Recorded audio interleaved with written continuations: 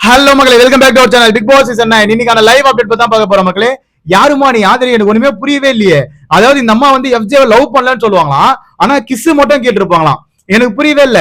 எனக்கு இப்பதான் மக்களே இது லைவ்ல போயிட்டு இருக்கு. ஆதிரி வந்து எஃப்ஜே கிட்ட கிஸ் கேட்டிருக்காங்க. அப்ப எஃப்ஜே என்ன சொல்லிருக்கானா, அதாவது வந்து உனக்கு வந்து வெளியே பாய் ஃப்ரெண்ட் இருக்கான், அவன் பார்த்தா என்ன நினைப்பான் அப்படின்னு சொல்லிட்டு எஃப்ஜே வேற கேட்டிருக்கான். அதுக்கு ஆதிரி வந்து அவளா ஒன்னும் தப்பா நினைச்சுக்க மாட்டான், அவங்க ஃபேமிலி வேணா தப்பா நினைச்சுப்பாங்க, அவன் அந்த மாதிரி கேரக்டர் எல்லாம் இல்ல அப்படின்னு எனக்கு சரியான சிரிப்பு தான் வருது. யாருமா அந்த பையன், எனக்கே அவனை பார்க்கணும் போல இருக்கு அப்படின்ற மாதிரி தான் இருக்கு. ஏன்னா ஒரு லவ்வர் வந்து கிஸ் பண்றாங்க வேற யாராவது ஒருத்தர்னா, அதாவது லவ்வருக்கு வந்து பொசைது தான் ஆகணும், ஆனா அவனுக்கு அதெல்லாம் ஆவாதான். அப்ப யாரா நீ என்னடா டைம் பாஸ் லவ் பண்ற அப்படின்ற மாதிரி எனக்கு கேட்க தோணுது. அந்த ஒரு பர்சனை பார்க்கணும் மக்களே, யாருதான் அவன் எனக்கு புரியல. சோ இதுதான் மக்களே லைவ்ல போயிட்டு இருக்கு. ரெண்டு பேருமே அக்யூஸ்ட் தான் மக்களே. எஃப்ஜேவும் அக்யூஸ்ட் தான், ஆதிரியும் அக்யூஸ்ட் தான், ஓகேவா? ஆனா இங்க ரெண்டு பேரும் வந்து அவங்க தரப்ப வந்து நியாயப்படுத்துறாங்க. அதே எனக்கு புரியவே இல்லை. அதாவது கோர்ட்ல வந்து கேஸ் போட்டிருக்காங்க நம்ம ஆதிரி அவர்கள், அதாவது பிக் பாஸ் கோர்ட்ல, ஓகேவா? சோ அந்த கோர்ட்ல கேஸ் போடுறது என்னன்னு பாத்தீங்கன்னா, எஃப்ஜே நான் லவ்வே பண்ணல, ஆனா அவன் ஊரு ஃபுல்லா போயிட்டு நான் லவ் பண்றேன்னு சொல்லிட்டு இருக்கான். அது மட்டும் இல்லாம அவன் என்ன யூஸ் பண்ணிட்டான், அதாவது மென் கார்டு உன்னை தூக்கிட்டான், விக்டிம் கார்டா என்ன யூஸ் பண்ணிட்டான் அப்படின்னு சொல்லிட்டு சொன்னீங்க. சரி, நான் கூட இந்த பொண்ணு உண்மையிலே வந்து ஃபீல் பண்ணது போல, அதாவது எஃப்ஜே ஏதாவது தப்பா பிஹேவ் பண்ணிருக்கான் போல நான் கூட நம்பிட்டேன் மக்களே ஒரு நிமிஷம். பட் ஆனா இந்த இடத்துல வந்து பார்த்த உடனே தான் தெரியுது ஆதிரி நிறைய விஷயங்கள் பண்ணிருக்காங்க. அப்பயே எஃப்ஜே சொல்லியிருப்பான், நிறைய விஷயங்கள் என்கிட்டே இருக்கு, அதனால சொன்னா நாரிடும், 10 பாயிண்ட்டுக்கு மேல என்கிட்ட இருக்குன்னு சொல்லியிருப்பான். சோ அந்த மேட்டர் தான் வந்து இங்க எடுத்துட்டு வந்து அரோரா கேக்குறாங்க. பெட்ரூம்ல இருக்கும்போது அரோரா கேக்குறாங்க, ஏதோ ஒரு 10 மேட்டர் இருக்குன்னு சொன்னி, அதெல்லாம் சொன்னா வந்து நாரிடும்னு சொன்னி, அது என்ன மேட்டர்னு கேட்கும் போது தான் நம்ம எஃப்ஜே போட்டு இந்த மேட்டர் எல்லாம் சொல்றான். அதுக்கு முன்னாடி ஆதிரி வந்து அமித் பார்கவா கிட்ட ஒரு பெரிய சண்டையா போட்டிருப்பாங்க.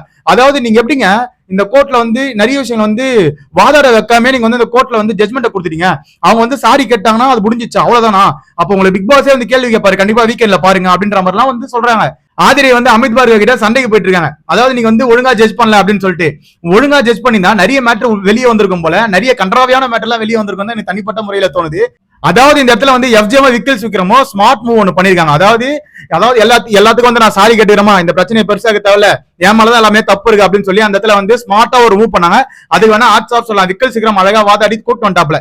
வாதாடவே இல்லைன்னு வச்சுக்கோங்களேன், சாரி மட்டும் கேள்றா போதும் வந்துடலாம் அப்படின்ற மாதிரி இந்த பிரச்சனையை பெருசாக்காம கூட்டு வந்துட்டாப்ல, ஓகேவா? அதுலதான் காண்டாயிட்டாங்க ஆதிரி. இந்த கேஸை வந்து நான் தோத்துனா கூட பரவாயில்லடா, இப்படி கேவலமா வந்து எந்த ஒரு விட்னஸையும் பேச விடாம டக்குன்னு சாரி கேட்டு முடிச்சிட்டானடா, அந்த ஒரு கான்ல தான் உள்ள வந்து அமித் பார்கவா கத்தினாங்க. சோ இங்க வந்து அந்த 10 பாயிண்ட் எடுத்து பேசுவேன்னு சொன்னியடா, என்ன அந்த 10 பாயிண்ட் சொல்லிட்டு அரோரா கேட்கும் போதுதான் நம்ம எஃப்ஜே வந்து நிறைய விஷயங்களை வந்து சொல்றாப்ல.